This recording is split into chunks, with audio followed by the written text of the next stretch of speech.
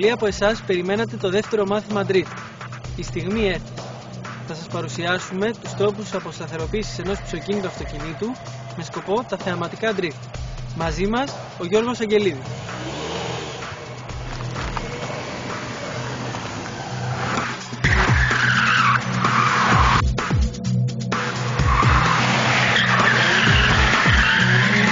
Γιώργο, πες μας ποια ήταν η πρώτη σου εμπειρία με αυτοκίνητο.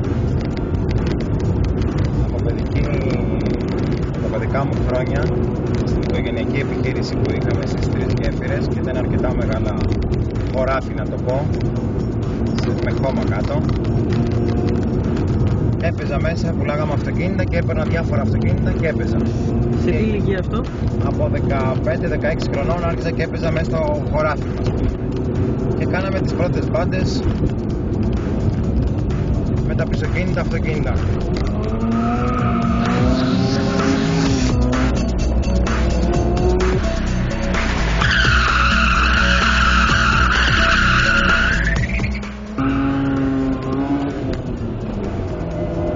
Ποια είναι η τεχνική που προτιμάς για να υπερστρέψεις το αυτοκίνητο?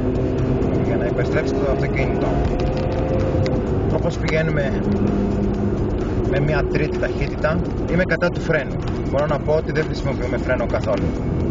Όπως πηγαίνουμε με τρίτη ταχύτητα, με αρκετά χιλιόμετρα, κάνουμε έναν άποδο φλικ, κατεβάζουμε μια δεύτερη, αφήνουμε το αμπραγιάζ, πατάμε το γκάζι όσο γίνεται, όσο υποδύναμη υπάρχει, και αρχίζει το αυτοκίνητο και στρίβει.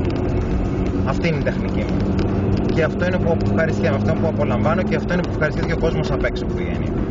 Από εκείνο το σημείο και μετά ο έλεγχος είναι με τον γκάζι και το τιμόνι. Ο έλεγχος είναι με τον γκάζι και παίζεις με το τιμόνι μετά.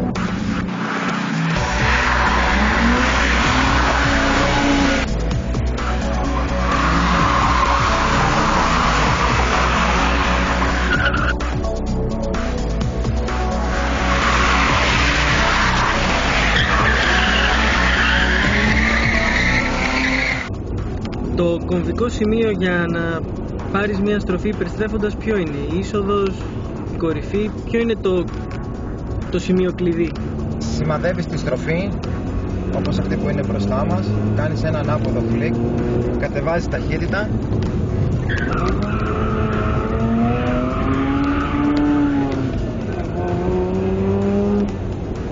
φεύγει το πίσω κομμάτι του αυτοκινήτου και αρχίζεις πατάς τον γκάζι. Οπότε σημαδεύεις την είσοδο της στροφής και μετά κρατάς σταθερά το τιμόνι και όχι με διάφορες κινήσεις. Σταθερότητα στο τιμόνι.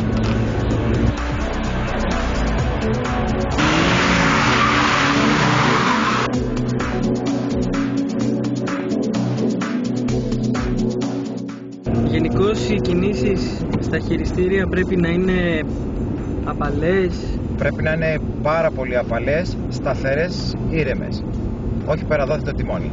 Να χαράξεις το δρόμο στην πορεία σου και να το κρατήσεις σταθερό. Πολύ μικρές αλλαγές.